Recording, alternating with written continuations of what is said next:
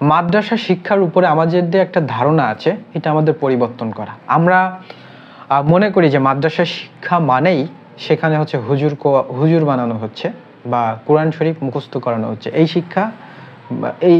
শিক্ষা দেওয়া হচ্ছে। এটা পরিপূর্ণ ভুল ধারণা। আমি নিজেই ক্লাস 8 থেকে ক্লাস 8 পর্যন্ত আমি মাদ্রাসা শিক্ষা গ্রহণ করেছি, এরপর হাই স্কুলে গেছি। কিন্তু ক্লাস 8-এ কিন্তু বৃত্তি পরীক্ষা হয়, যেটা আপনি হচ্ছে জেনারেল সাইডে আপনি একটা স্কুলে, একটা হাই স্কুলে পাচ্ছেন সেম ক্যাটাগরি, শুধু কয়েকটা বইয়ের পার্থক্য মাদ্রাসার ক্ষেত্রে রয়েছে। হ্যাঁ, এরাও বোর্ডের সাথে অন্তর্ভুক্ত, যশোর বোর্ডের সাথে আমাদের খুলনা যারা আছে যশোর বোর্ডের অধীনস্থ হয়ে পরীক্ষার ব্যবস্থা করা হয়। এখানে ক্লাস 8-এ আমরা দিচ্ছি জেএসসি পরীক্ষা, ওর যে জেডিসি পরীক্ষা। হ্যাঁ, এইটা অনেকেই জানে না, অনেকেই মনে করে মাদ্রাসা শিক্ষা মানেই ওখানে কোরআন শরীফ, হেফজ এইগুলো পড়ানো হচ্ছে। না, এটা সম্পূর্ণ ভুল ধারণা।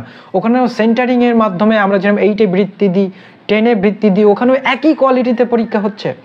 হ্যাঁ, একই পরীক্ষা হচ্ছে, বই এখন প্রায় একই, সব অঙ্ক বই একই, ইংলিশ বই একই, এরপরে বেশ কিছু বই একই, শুধুমাত্র কয়েকটা বই পার্থক্য, সেটা হচ্ছে কোরআন মাজিদ শিক্ষা, এরপর হচ্ছে আকাইদ, ফিকা, এই 3-4টা বই, আরবি বই, এই 3-4টা বই আলাদা করে রেখে আর এইখানে হচ্ছে জেনারেল সাইডে অন্য আর কিছু বই ঢোকানো। আর মাদ্রাসা শিক্ষায় এই কয়টা বই বেশি, তার মধ্যে কোরআন আছে, কোরআন শিক্ষা আছে, এরপরে আছে হচ্ছে আকাইদ, ফিকা এবং আছে আরবি শিক্ষা, এই কয়েকটা বই আলাদা, আর সব একই।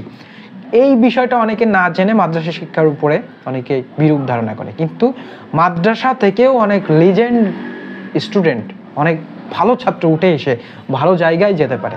এই বিষয়ে আমাদের একটু ধারণা পাল্টাতে হবে। অনেকেই মনে করি মাদ্রাসা শিক্ষা মানে হুজুর গুজুর, না, এটা কখনোই না।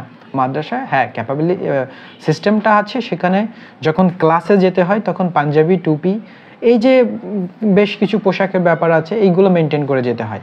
আমার হাই স্কুলে পড়তে গেলেও তো আমার হাই স্কুলে যে ড্রেস সেটা পরে যেতে হয়, তাই না? তাই মাদ্রাসার ক্ষেত্রে সেটা, কিন্তু পড়াশোনার ক্ষেত্রে কোনো নাই, তফাৎ নাই। মনে করি মাদ্রাসায় পড়লে আর বাচ্চা কি শিখতেছে, সেখান থেকে কোরআন শিক্ষাটা পাচ্ছে, নীতি নৈতিকতা শিক্ষাটাও সেখান থেকে পাচ্ছে। সুতরাং এখানে গিয়ে যে বাচ্চারা নষ্ট হয়ে যায়, চাকরি বাকরি ভালো হয় না, এটা আমাদের মানসিকতায় ঢুকে গেছে কেমন করে যেন। এটা থেকে আমাদের বেরিয়ে আসতে হবে, যদি সম্ভব হয় মাদ্রাসা শিক্ষাও গ্রহণ করা। আপনার 3-4টা বাচ্চা আছে, একটা বাচ্চাকে মাদ্রাসা শিক্ষা দিয়ে দেখুন, আরো উল্টো সে ভালো হবে। নীতির দিক থেকেও, নৈতিকতার দিক থেকে মাদ্রাসা শিক্ষা অনেক উন্নত। পাশাপাশি আপনার ইংরেজি, অঙ্ক সবগুলোই তো তার ভিতরেই আছে, যেটা আমি হাই স্কুলে পাচ্ছি সেখানেও তাও সবগুলোই আছে, সব বই সেখানেও আছে।